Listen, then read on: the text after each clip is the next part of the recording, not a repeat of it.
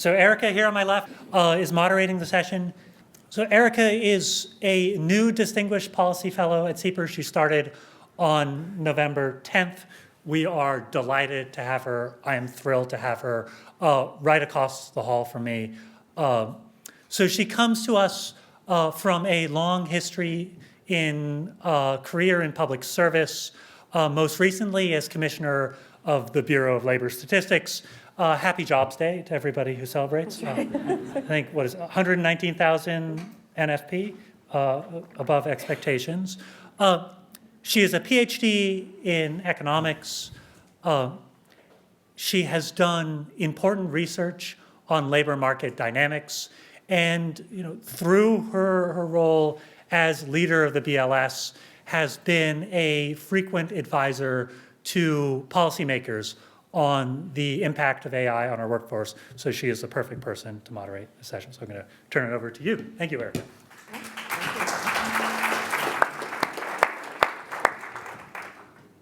So hello, everyone, and welcome to the first panel of the Fall Policy Forum. So as Neil said, we are here to talk about a topic that is rapidly evolving and increasingly urgent, which is the impact AI is having on the workforce and how to prepare the workforce for AI. So we are very lucky to be joined by an exceptional group of panelists, cutting-edge researchers in AI and experts in workforce policy who will have all engaged very deeply on this topic. So I will introduce the panel. So first we have Lindsey Raymond here in the middle. Lindsey is a postdoctoral fellow at Microsoft Research. She will be joining MIT next year as an assistant professor. Her work sits at the intersection of computer science and economics. And some of you here are very likely familiar with her work with Erik Brynjolfsson and Daniela Lee on AI chatbots assisting customer service agents in a call setting. So next, we have next to me Maria Flynn. So Maria is the president and CEO of Jobs for the Future, otherwise known as JFF. JFF has a new report out about how AI will reshape the future labor market. And she thinks a lot about how our workforce institutions and workforce policy can be improved, which is highly relevant to our discussion here on preparing the workforce for AI. Last on the end here, we have Fabrizio Dell'Acqua. Fabrizio is a postdoctoral researcher at the Digital Data Design Institute, otherwise known as D-Cubed, at Harvard Business School. And his work sits at the intersection of management, AI, and organizational behavior. And a lot of his work focuses very specifically on how AI is used in real-world settings. So we're going to touch on a lot of topics here in this panel today, but I've asked each of our speakers to kick us off by talking a bit about their key thoughts about what we know and what we don't know about AI's impact on the labor market and how to help ready the workforce for AI. So I'd like to start off with Lindsey. So Lindsey, if you could go ahead. Yeah, well, thanks for having me. Very excited to be here. So I'm going to talk about some work that is joint with Erik that Erika already mentioned, which is some early evidence about the impacts of generative AI tools on work. And so we started thinking about this problem back in 2020, where AI is we thought of AI as a new type of decision support technology. And there has been this long history of sort of ways to use technology to help workers. And many of those technologies have actually not proved very effective in practice. And so when we started this work, it was trying to understand, is AI somehow different? And when you move from the lab to the real world, do you actually see workers getting better and more productive at their jobs? And so to study this, we looked at the rollout of a generative AI assistant in a call center. So these workers, about 5,000 of them, are employed by a Fortune 500 company that sells tax processing and accounting software to US small business owners. And these workers basically handle their tech support questions. So it's like a job that involves some knowledge of the tax system in the US, a lot of social skills, and some computer knowledge. And the technology was like based on an early version of GPT, and it gave the workers recommendations on what to say and also how to resolve the tech support issues. And what we saw was this very striking 15% increase in worker productivity when workers were given access to the tool. So basically that means the workers on average were able to resolve 15% more tech support issues per hour, like a pretty sharp and abrupt increase. At the same time, we saw this very striking fact that has kind of been replicated in other contexts, where these improvements were really driven by the less experienced, less productive workers. So this was a technology that kind of moves the bottom closer to the top. Now, kind of interestingly, we actually saw for the most experienced and most productive workers, there was no impact of AI assistance. In fact, on some of the quality measures we looked at, the workers got a little bit less good at their job. And one way to interpret that is, in the prior world, the workers would spend a lot of time crafting the perfect response or the perfect way to resolve a problem. But sometimes with the AI assistant, they would say, let me take the cognitively easier path of accepting the recommendation rather than spending time on this by myself. Now, on the other hand, for the newer workers or less experienced workers, we saw this very sharp increase in how quickly they got up to speed on the job. So for the average worker, it took them about 8 months to kind of level off in terms of their productivity. For workers who had access to the AI tool when they started, that took about 2 to 3 months. So this very sharp increase in the learning curve. Now, kind of taking this back to what does productivity mean for employment? We calculate that this productivity effect corresponds to a need for about 12% fewer worker hours, holding constant demand for customer assistance.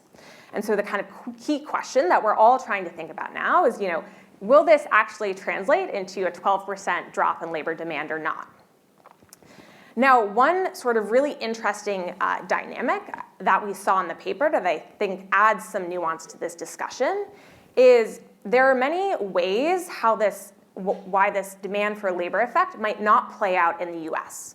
So many firms, they employ some call center workers in the US and some often in the Philippines. The Philippines has kind of been the place where many firms send their call center because it's low wage, but also it used to be a US colony, so generally English fluency is extremely high. Now, with these sort of AI assistants, it's actually the Philippines that is probably more at risk for experiencing those employment effects, because there are many countries that are lower wage than the Philippines, and the sort of ability to speak fluent English is something that can be very easily substituted for by these sort of AI tools. And so I think when we actually think about sort of the effects of labor demand, we should very much think about this global lens to understand both the effects in the US, but also how they might affect workers across the globe more broadly. Thank you. Maria, I'm very interested to hear about, I'm hoping you're going to tell us more about JFF's work on AI-ready workforce. Sure. Hi, everybody. I'm Maria Flynn, and as Erika mentioned, I run a national nonprofit called Jobs for the Future, and we have been around for over 40 years, always really working to prepare workers for what's ahead. And we work at the intersection of education and workforce, and we work with stakeholders across the ecosystem, from corporations to community colleges to community-based organizations and policymakers at the federal, state, and local level. We have always been all about system transformation, particularly how do we transform the US education and workforce systems to keep pace with labor market demand. And even though that's something we've worked on since 1983, I think you could argue that now it's never been a more critical time to really solve that issue. And we have a big, bold North Star goal, which is that by the year 2033, we want to see 75 million US workers who face barriers to economic advancement working in quality jobs. And that is basically an attempt to double the number of those workers in quality jobs over the course of a decade. And why we are so focused on AI right now as part of our work is I think that our nation's ability to adopt AI in productive ways is going to really make or break that North Star goal, right? I think things can either, we can see opportunity gaps close, or we can see opportunity and equity gaps widen, I think, over the next couple of years. So that's what's driving our interest in this work. I think from a positive side, we think that AI doesn't have just the ability, and I would say we can bet for sure it's going to change work, but that it can also change what work is, and if done well, can also change who can access work.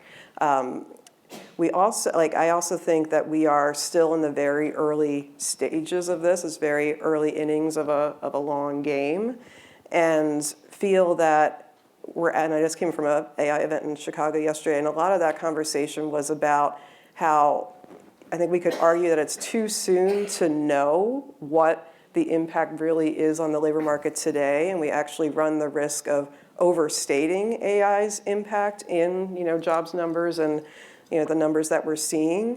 But at the same time, I think we run the risk of underestimating or being not worried enough about what the impact is going to be in the near future and the longer term future. So I think we're at a very kind of almost precarious moment in time. And as someone who kind of grew up in the policy world, I think that we run the risk of our education and workforce systems just being woefully prepared for this significant change. Yeah, no, that's a really good point. When I talk to workforce groups, there's a very deer in headlights look. They think an AI jobs apocalypse is coming, and that maybe there's nothing they can do about it. Yeah. And I think empowering people to say no, we have some time and we can do this intelligently. Yes, So. and so we have on our website, jff.org, you can access our AI Ready Workforce report, which was funded by Intel. And it really breaks down into a couple of things. One, it really uses a variety of data to look at what skills we think are going to be augmented, which are going to be replaced, which are going to be evolved. There's a category of 5 ways that we think specific skills will be impacted. And then there's also a framework that looks at that by industry as well. So we kind of break that down for what does that mean in healthcare, what does that mean in IT. And we know that that is all changing very quickly. But it's a very practical guide that I think can really start to help employers put a plan in place. Great. All right, Fabrizio, do you want to kick us off? Thank you, Erika. Yes, so we're thinking about the impact of AI on the workforce. I have some slides. I want to show you the effects of introducing Gen AI in a major organization. This is a recent field experiment that we ran in collaboration with Procter & Gamble. Of course, major company. We worked with their R&D division, specifically in new product development. They have about a $2 billion budget per year in R&D. And so you can imagine R&D in areas like oral care or grooming. And we work with their problems, and we randomly assigned their professionals to work on these new product development questions, either with or without AI, and either individually or as part of a 2-person team.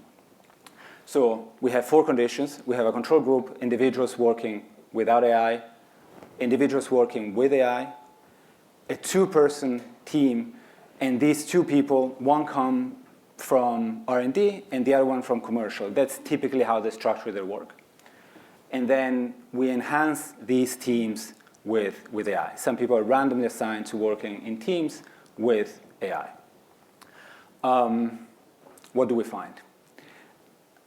In the pre-Gen AI world, we see that teams are actually effective. So we have a measure of quality for these ideas that they come up with. Again, new ideas, think about a new toothpaste, potentially. They're evaluated. Teams are better than individuals without Gen AI. We look at how individuals do with Gen AI, and they perform at least as well as these teams without Gen AI. And then teams with Gen AI are no better, really, than individuals with Gen AI. So a hard-nosed CFO could think, well, here we get the same quality with 50% of the workforce. So clearly some potential for substitution. However, when we look at the top 10% of ideas, and this is valid if we look at top 5% or 20%, basically when we look specifically at the most exceptional ideas that were rated the highest, then teams plus AI are those that perform best. So this very much goes back to your point, Maria, of the jury's out. There is a lot of potential for substitution from this technology. There is also a lot of potential for augmenting the possibilities of human work. The other result that I wanted to show you is about what happens to expertise. So as I mentioned, these teams are a combination of someone from the R&D department and someone from the commercial department. This is how the company works. And these ideas that they come up with, their ideas can either be more technical. So in the case of toothpaste, imagine a new composition of the toothpaste versus less technical. For example, a new packaging or a new advertisement. Some exceptional ideas are very technical and some are very little technical. This is just a measure of technicality, it's not quality. We see that R&Ders come up with relatively technical ideas, and people who have a commercial background tend to come up with less technical ideas. This is pre-Gen AI. For the participants that were randomly assigned to Gen AI, we find no difference. The types of ideas that they come up with, they are indistinguishable. Their background really doesn't tell us anything about what ideas they suggested. And so the second takeaway here is about the democratization of expertise, which goes back and complements what Lindsey mentioned about raising the floor. This is about domain expertise. There's people who have a background in commercial activities, and they come up with ideas that are much more technical in a way that they would have never have thought of without Gen AI. Great.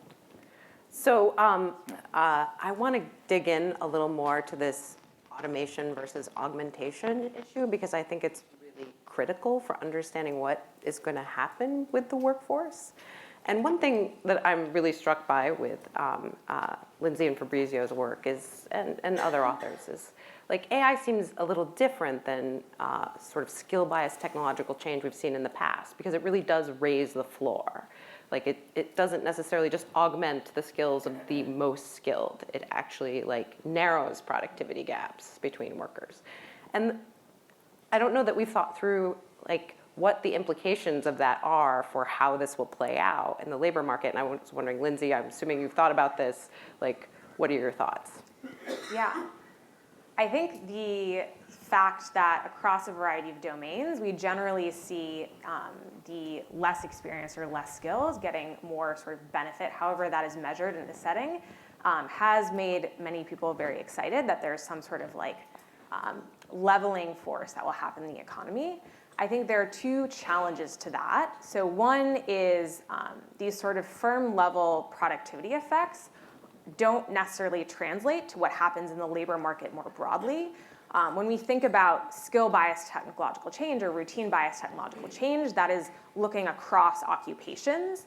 And what we're measuring here is within occupation or within job change. So it could very well be the case that among call center workers, the less experienced workers have more benefit from access to the AI tools, but on average, because they are more susceptible to automation or more substitutable with AI technology, the wages on average will kind of go down. And I think this is a place where some of the like institutional structures around wage inequality probably matter quite a bit in determining what happens next. And then also understanding, are there productive ways that we can deploy AI that are not just the automation case?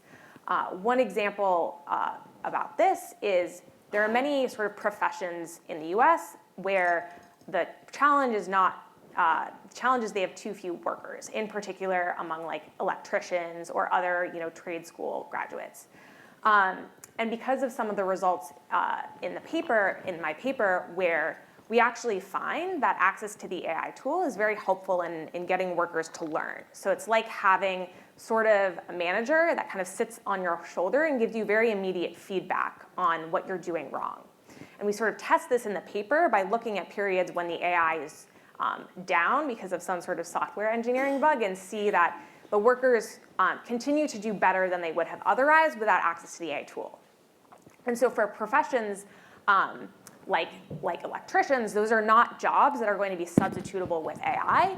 There's a lot of interest in potentially using AI sort of training tools to help workers learn faster than they would otherwise. Kind of learning in many of these trades is very much an apprenticeship model, which is kind of slow naturally. And so that is a potential way where you could have increased employment and potentially higher wages because not through any automation, but a very productive deployment of the technology.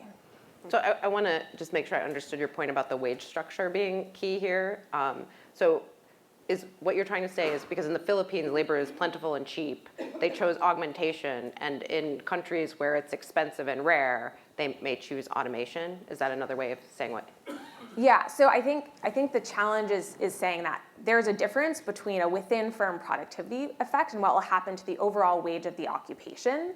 And that very much depends on like economy-wide factors that may be very different from the individual productivity. So it's entirely possible, even though call center workers get 15% more productive, there is a lot of people who can be call center workers, and so we're not going to see any effects on wages. And that is potentially a very different setting that is a very different implication than looking at the economy-wide effects rather than just focusing on these very partial equilibrium productivity effects. I also really liked your point about like some of the choice might be like depending whether the AI can actually do the job. And so Maria, this gets to your point about like AI potentially being able to upskill workers. Like learning to be an electrician is really, really hard. You're never going to, I mean, I don't think the AI models are going to rewire my sailboat, but if they do, that'd be amazing. But like it's, one of the choices might be like these trade skills where apprenticeships are long and they're hard and there's more scarcity. Like Yeah. I'm curious if like. Yeah, I was actually in a conversation about that today actually because one of the things we're very focused on is the expansion of registered apprenticeship in the US, as well as really the full spectrum of high quality work-based learning and experiential learning opportunities. Because my strong hypothesis is that as we are seeing AI's impact on early career workers, young people who have work-based experience, experiential learning experience are going to be more attractive to employers. So I think that to me, scaling up those opportunities is a way of guarding against, I think, some of the like hollowing out at the entry level that we're starting to see. And I think that's my biggest concern is like, yes, AI has the ability to kind of bridge that gap and help folks kind of get up to speed faster. But I think there's a thin line between that and those roles no longer being needed. So I think that's what we have to be examining really closely. I think to the point about apprenticeships, I think it is something that can be a great augmentation, right, to an apprenticeship experience. But again, it's like, will employers like make that investment? How do we make that scalable? But I think it's really interesting having that kind of co-pilot working alongside of you. I think is quite compelling. One thing I was struck by when I worked in the White House and they were worried about the electrician shortage is they're like, we lose a lot of apprentices the first time they shock themselves. And so if you could actually learn more before you touch that live wire, might be a better And there's attrition. some really interesting like virtual reality training out there too around those. Fabrizio, do you have thoughts on the augmentation versus automation? So just now this conversation made me think of this quote that I heard in one of the pre-pilots that we were running for the experiment, and it kind of stuck with me. The context in that case was that they had a 2-hour task, and with Gen AI, they could do it in 20 minutes. So there was huge potential. And then, I was talking to them and just interviewing them afterwards, and one of the participants said, it felt like eating junk food. And so this made me think about, ways to restructure that experience and made it such that that's actually something that people would like to engage with. We already see some, much greater, even, emotional engagement with some of the more recent tools. But yes, I mean, the learning goes also through this piece about, people wanting to engage in that way. And, this person was having an amazing productivity boost, and then she wasn't feeling very well about it, really. And it's like, so yeah, I was just thinking about this junk food metaphor, which I think is, quite appropriate. I think just like one more thought on the kind of the skill piece. I think really thinking about how do we bring AI literacy to the table, like as like another kind of universal form of literacy that we need to focus on. And I think there's a huge role for the federal government there that isn't quite happening yet, but I think there's increasing urgency about that. But then also continuing to really look at how do we help bolster, right, the essentially human skills or the durable skills or the soft skills, whatever we want to call them, and how are we really helping schools both in the K-12 space and in the post-secondary space, helping young people build those skills, assess those skills, and even know that like, oh, this is what I'm learning. I'm learning how to collaborate. I'm learning how to problem solve. I'm learning how to communicate across difference. I think that's going to be a critical point as part of this. And then overlaying kind of the AI skills, those human skills with the domain knowledge, I think, and like seeing like what is the right mix of those three in every unique circumstance. Yeah, absolutely. So on young workers, because a lot of the concern about how AI is going to impact a lot of it is about how it's going to impact young workers. Getting back, Fabrizio, to your cybergenic teammates paper. So the setting is a consulting firm, right? And so the teammate is doing a lot of the work that maybe a junior analyst would have done, correct? Like you're basically outsourcing the AI as your junior analysts. And I think one of the questions is like, how does this evolve? Like, I mean, these are early days. We're still testing out the technology. One, like, why would I hire a consulting firm to do something I could do with AI? That was my first thought when I read this paper. Since I used to get pitched by a lot of management consulting firms. But the other is like, do you choose to like eat your seed corn and not hire young associates? And I think that's an active debate right now among executives. Like, okay, I can outsource what my young people are doing to AI, but then I don't have any experienced workers in 10 years. Like, I'm dead. So I'm curious your thoughts of like how you think this is, like what the implications are for the teamwork setting in a more long-run context. Yeah, there's definitely this question specific for consulting and more generally professional services that have this pyramidal structure. And so this was the earlier work. And then I was thinking a lot about this teamwork aspect that we explored with Procter & Gamble. And I think that is one of the crucial pieces.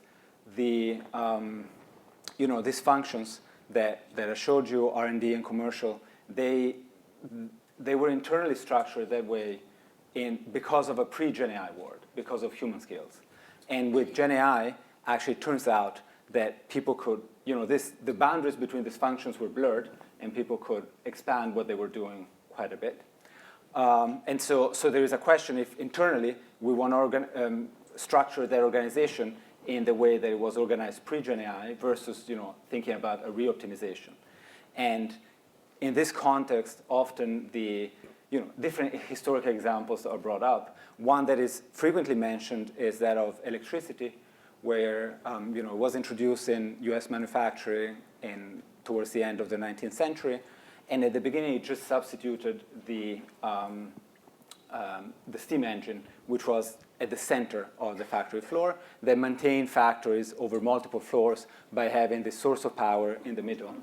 And it took about 30 years to restructure the factory floor in a way that was thought around the possibilities that electricity brought. And so having more dispersed power and one single floor. And most likely, we are observing something quite similar, but in cognitive work, which is very different. But yeah, so the immediate effect, given the current state, may be that on junior consultants. And then there is a question for specific sectors if we want to keep a pyramidal structure, or maybe think about a different structure. But also, the economy will probably reorganize. These organizations will think about different architectures given Gen AI, and that will be very different. Do you want to speculate what kinds of architectures you think might come out? I think it's very much around experimenting for individual tasks, for specific companies. So in that work with Boston Consulting Group, we coined this term the jagged frontier of AI capabilities. And the idea is that AI has a jagged frontier of capabilities compared to humans. Everyone has experienced this. Sometimes using LLMs feels like magic, and then 1 minute later, it feels so stupid. And it's the same level of difficulty, the same workflow. And even very experienced professionals, highly paid, could not tell apart which was which. And so I wouldn't say we should do X versus Y, but really these organizations should experiment heavily around all the possibilities that are open, right? And if we think in a more democratizing manner, one avenue is to allow for a lot of experimentation by individual workers and small teams, which seems to be effective in some cases. But of course, this is probably going to be the story of the next decades. The experimentation story. Yeah. So this gets in the realm of what don't we know, right? Which is we don't know how those experiments are going to play out, and how those firms are going to restructure. Yes. So and what do we do in the meantime? And what do we do in the meantime? So you brought up your Jagged Frontier paper, which, for those of you not familiar with it, basically they're when people experiment with AI, it does really well. Jump in if I unfairly characterize your paper. In some tasks, but in others, it performs kind of surprisingly in a dumb way. And one thing that I want to turn to business formation, because a lot of what's going to, business adoption and formation. One thing that's really going to impact how this transforms labor markets is how businesses adopt and who adopts. And one thing that people find surprising is that adoption's actually pretty low, and it's very highly concentrated. It's concentrated in tech, it's concentrated in professional services, it's concentrated in finance. There are lots of sectors where they're doing very little AI.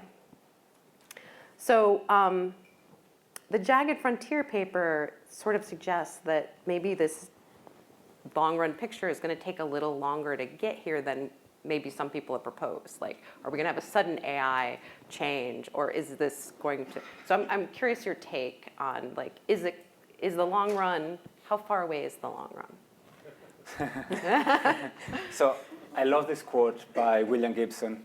The future is here. It's just not evenly distributed yet. Yeah. And yes, you're basically describing, we see the future in some industries, in some areas. We can see this play out in some pockets of the economy.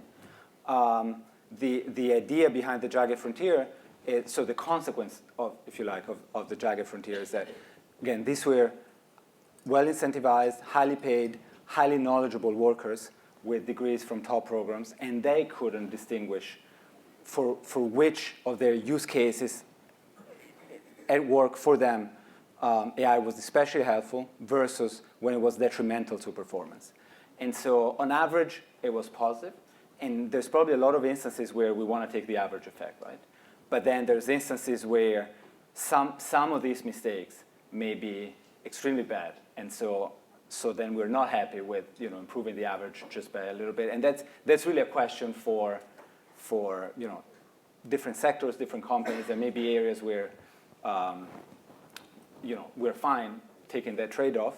And over time, people would learn. But of course, this frontier is also shifting. The other interesting part is that the technology is developing over time.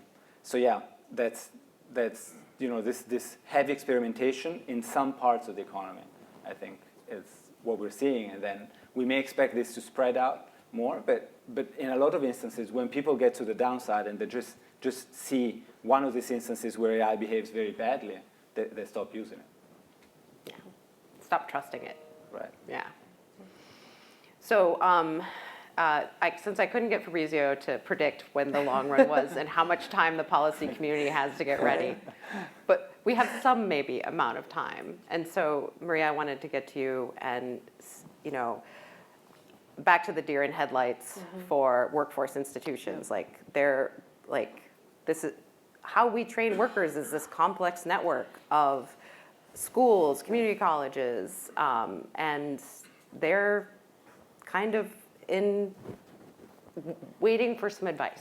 Yes, absolutely. So as I said, I think there are several segments of this that we need to be looking at. And I think what makes this even more interesting and urgent is that it's happening at this time where there is, as you all know, like a growing narrative around higher education in general and value and how we ensure credentials of value and what is the economic, kind of output of higher ed, right? That's happening at the same time where AI is advancing at such a fast pace. So I think there are issues that have to be resolved fairly quickly within what I would call the traditional higher ed institutions, four-year, as well as community colleges. I think community colleges are actually a place that could have a huge positive impact if they have the tools that they need to get the students trained. And at least it's here from Google, and they're doing a lot of great work with community colleges that I want to point to.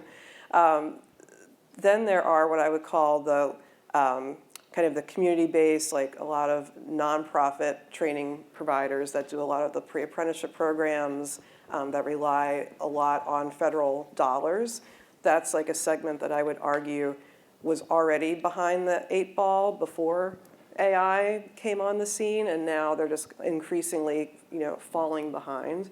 And then, as you said, we have, the investments that employers make in their own workforce. In a report that we issued last month, the American Job Quality Survey that we did in partnership with Gallup, I think one of the negative things in that report is it shows that we are still seeing that most employer investment in their workers happens at the leadership or executive level. That hasn't changed all that much over several decades, unfortunately. But in this moment, I think as everyone is saying, is we need to be making that investment in all levels of the workforce when it comes to AI. And so where is that investment going to take place? How is that going to happen? So I think across all three of these, the higher ed side, the more employer-based side, I think we need to be looking at, what are the federal policies and federal incentives or state policies and state incentives that can be driving investments in this way. Because right now we are still operating on education and workforce systems that were designed for a time long ago.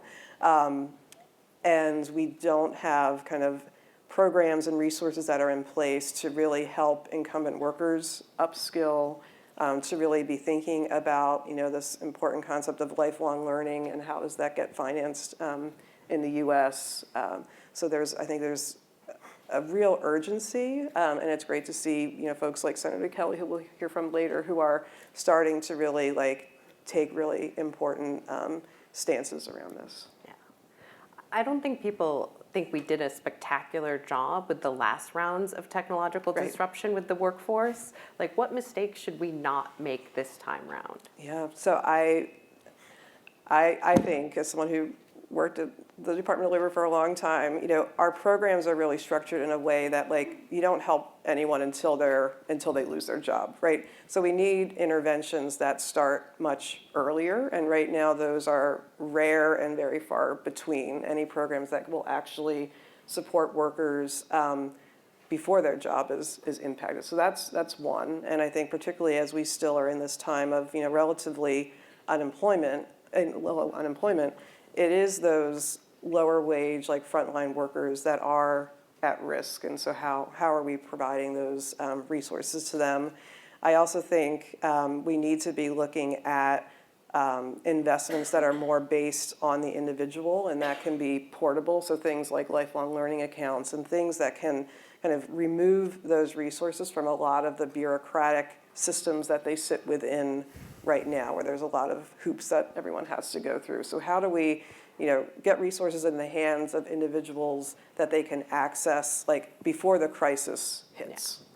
Yeah, I feel there's a hesitancy to like act before we know where the impact is, and I'm curious your thoughts. Like that's too late, right? It's too late, and I think the current administration, I think their focus right now, which seems to be mostly around like AI in the K-12 space. I mean, that's important too, but I feel like we have a real like dearth of activity happening in what I would call the like worker space. And so to me, that's also where there's a lot of opportunity. But I think we need to be moving quicker. I'm curious if you guys have any thoughts, Lindsey, Fabrizio, on workforce policy. Yeah, so I think just building on that point, we now have a bunch of other types of labor market shocks, for instance, the China trade shock that we can learn from in understanding how to proactively address workforce policy. So like one kind of point that came out of David Otter and co-authors' work on the China trade shock was that workers would switch industries, but they would not switch to an industry that was like far enough outside the industry that was affected. And so I think there's like a big also policy role to better understand, what are the industries that are like a little bit more protected and give workers some direction so they're not just like doing this on their own in a proactive way. Mm-hmm. Yeah, I think career navigation investments are really critical. And how do we provide really like universal, transparent information that can help both young people who are entering the workforce as well as folks who may have to switch occupations. So I think that's another area to focus on. So now we want to hear from all of you. We are at the Q&A portion of the event. So we have microphones around the room. If you would have a question for the panel, please raise your hand. And we've got one right there, two right there. And stand up and introduce yourself. Yeah, hi, this is Nadeem. Thank you so much for a very thoughtful conversation. My question is from the panel, whoever wants to pick that up. How do you see AI as an equalizer, if it will be, for people who have been historically marginalized, especially in the developing countries, when it comes to preparing them for the future workforce? Thank you. Yeah, I guess I can take this. So I think one kind of very important aspect is many in the developing world, they now with sort of the fact that much work is online, it could be very easy to outsource various types of jobs across the globe. And even though in the US, these are sort of like jobs that would have been done by lower wage workers, often in the developing countries, there are places, particularly where women tend to often do more of these work. These are very good jobs. This is particularly true in India, where many, Upwork is a big outsourcing platform in the US. Many of the Indian workers are in fact women who are kind of doing this in the privacy of their own homes, and it's a way for them to sort of make money in a white collar occupation. And the one barrier to sort of doing that has been the need to have like a level of English fluency in order to interact with American customers. And I think these sort of AI tools have the potential to very much broaden where you can send those types of jobs, and also who you can send them to. And that is a potentially very exciting thing for, in particular, women who have been educated but haven't necessarily lived in countries where it was acceptable to work outside the home. Yeah, and I think something that we're really looking at, and we have a venture arm, JFF Ventures, that invests in early stage startups, particularly ones that are AI-driven and that are looking to how to accelerate skill attainment and learning and career advancement for marginalized populations. And so very similar, one company that JFF Ventures invested in is called Pace AI, and it's focused on workers in the US who are non-English speaking, and it enables them to do the language learning and the occupational learning concurrently. which is a model that I think was tested over the years in an analog mode and was found to be very expensive because it entailed having 2 teachers in the classrooms at community college. If folks are familiar with the Washington State IBEST model, which had great results but very expensive. This is PACE AI is a tool that reduces that cost dramatically, but has the same type of outcomes. So I think we have a lot of interest in that space, how to really accelerate learning and skill attainment through AI-powered tools. Hi, I'm Taryn. I've seen some people push for sort of broadly speaking policies that would support the development of technology that leads to augmentation instead of automation. But it seems that in order to do that, you have to be able to identify in advance whether a technology is going to augment or automate. Have you all seen any approaches to this that seem plausible? I have not. I don't know. I would probably again go back to experimentation. I think there's a question around whether AI will replace workers, but there's almost no doubt that workers with AI will replace workers without AI. And the specific use cases, though, given someone's skills, someone's background and competences, then those specific use cases may vary a lot. And in many of the successful cases, we see very different actual applications of AI. This is it goes under the umbrella of augmentation, but they're not doing the same thing. And so just very difficult to recognize that in advance, but ideally supporting the access and experimentation and the actual usage of these tools you were mentioned before. They're just incredibly uneven view that we have, or just the incredibly uneven usage of the tools that currently we observe. It's quite remarkable, and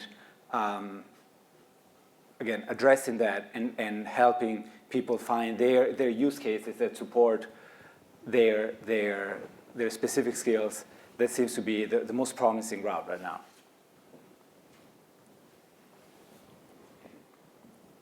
Hello. Thank you so much. This has been really interesting. I want to ask a quick, I'm Tim, by the way. I want to ask a quick question about real versus expected pricing of labor substitution. So we've been talking about AI. I think under that we're talking about large language models. Within that, there's obviously a wide variety of technologies. A mixture of experts models are probably what were in many of your experiments, which are what we understand to be like the leading reasoning models. Those are not cost-effective to serve at this moment in time, and increasing evidence shows that they're very far from cost-effective to serve. So there's this one side of actual price per token of substituting workers, and I'm curious how that comes into your work. The other side that I just want to point to is call centers are notoriously abusive places to work.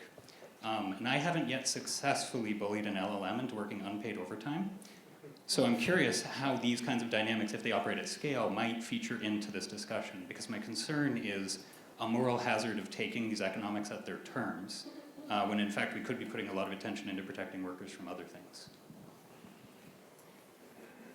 So price was the first question. I think that's Yeah, so these specific projects were definitely cost effective from the perspective of the company. The cost they were paying, the rate of tokens right now was good for the outcome that they got. In fact, the return was pretty good. But yes, I think as we look ahead, we can definitely see some of these considerations, and then there will be a question. It's more on the technology side if we think about open source models or less, more cost-effective alternatives, which though can still be very effective at a lot of this, both substitution and augmentation. So I think a lot of the same problems would be there even as we economize on the cost side. Yeah, I'm happy to weigh in on the second point. So as I said before, we are working with Gallup on the American Job Quality Survey, and very briefly, there are 5 dimensions of job quality that we look at: compensation, scheduling, opportunities for advancement, worker agency, and worker safety. And so really, if you think about almost across all 5 of those, AI has the potential of making things better or worse. And so one example in an article I'll point to that came out of the study was looking at workers how much workers feel they should have a voice in how employers are adopting technology within their company. So the numbers are very high, and there's a huge disconnect between the amount of voice workers think they should have and what they're actually having. So I'll just point that out as one example of something that we're looking at. Yeah, just one more point about call centers. So one reason why there's such a good place for AI is that output is very measurable and tracked, and there's data available on what workers do all of the time. And that is also what makes it a great place to introduce an AI. So one very hopeful version of this story is that those types of jobs where it's very stressful to do, I would not want to be a call center worker, it seems very tough, and attrition is extremely high because it is extraordinarily stressful. Those are places where actually there has technical characteristics that make it more easy to train an AI that is successful. Going back to the pricing point, I think that is a very open question, and the model providers are not particularly transparent about what their exact price per token is. But when you think about like the human cost, it's about a $10, $16 an hour worker wage in the US. It's about $4 an hour in the Philippines. And if you knew that price per token, you could start to do some very interesting calculations. But that's quite hard at the moment. All right. Well, thank you all very much for being here today. And please join me in thanking our panelists for